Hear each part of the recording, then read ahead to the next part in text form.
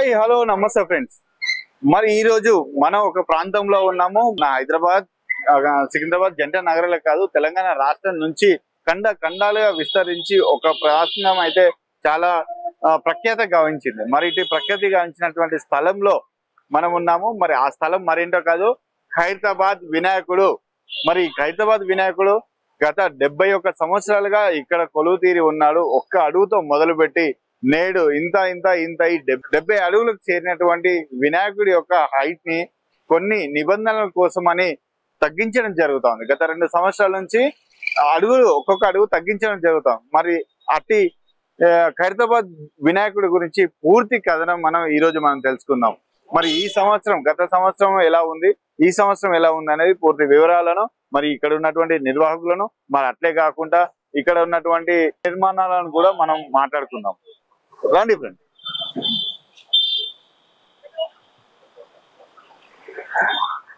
August నెల వచ్చిందంటే చాలు ఖైరతాబాద్ ప్రాంతంలో మనకు ఎంతో సందడి గావిస్తా ఉంటది.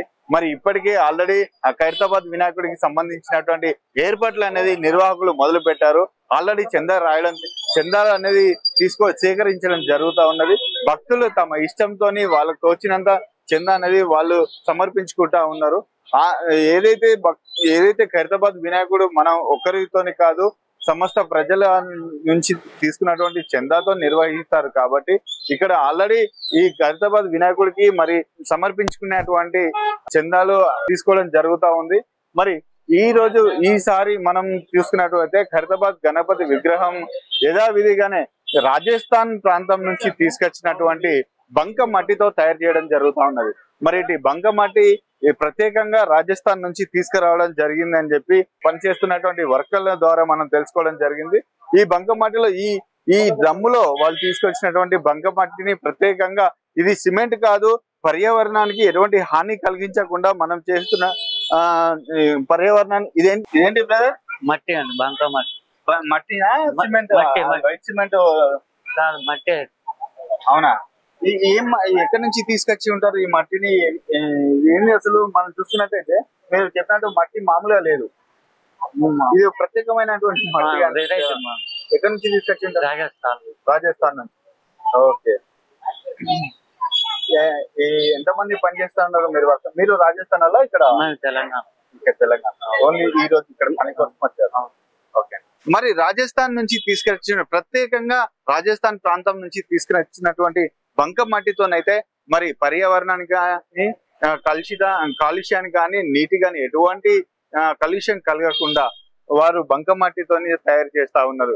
ఇక్కడ ఖైరతాబాద్ వినాయకుడు ఒక్కటి కూడా ఆర్టిఫిషియల్ లేకుండా చాలా ప్రకృతి ఉపయోగించి మట్టితోని మాత్రమే నిర్మించడం జరుగుతా ఉన్నదని చెప్పి మనం చూడొచ్చు. మరి అంతేకాకుండా మనం ఇక్కడ ఈసారి వినాయకుడు 69 అడుగులు ఉంటాయని చెప్పి కూడా నిర్వాహకుల చేత మనం విన్నాము. మరి గతంలో చూస్తున్నట్లయితే 70 అడుగులు. మరి 70 నుంచి మళ్ళీ ఎందుకు 69కి వచ్చారంటే, గతంలో ఏదైతే వినాయకుడిని నిమజ్జనం చేసే సమయం ఏదైతుందో అటు నిమజ్జనం చేసినటువంటి సమయంలో చాలా సమస్యలు తలెత్తుతున్నాయి. అటు నిమజ్జనం చేసేది హుస్సేన్ సాగర్ లో కాబట్టి తీసుకెళ్లే మార్గంలో చాలా వరకు కరెంటు తీగలు కావచ్చు, అట్లాగే ట్రాఫిక్ ఇబ్బందులు కావచ్చు. అట్లా ట్రాఫిక్ ఇబ్బందులతో పాటు చాలా వరకు సమస్యలు దృష్టిలో పెట్టుకొని అడుగు పైకి పోకుండా అడుగులు తగ్గించడం జరుగుతా, అంటే ఆ వినాయకుడి ఎత్తు అనేది తగ్గించడం జరుగుతా ఉన్నది. అది భాగంలోనే ఈ సంవత్సరం 72 అడుగుల ఎత్తు ఉండాల్సింది కాస్త 69 అడుగులకు కుదించడం జరిగింది.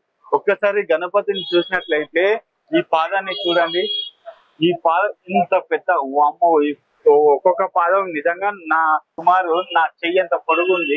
ఇంత పెద్ద వినాయకుడిని నిజంగా నేను అసలు చూస్తాను అనుకోలే, ఇంత దగ్గర నుంచి చూస్తాను అనుకోవట్లే. అసలు భారతదేశంలోనే కాకుండా ఖండాలు దాటి ప్రఖ్యాతలు చెందినటువంటి మన ఖైరతాబాద్ వినాయకుడిని చూడడం అనేది నిజంగా మన తెలంగాణ రాష్ట్రం హైదరాబాద్ లో ఉన్నటువంటి ప్రత్యేకతని కూడా చెప్పుకోవచ్చు.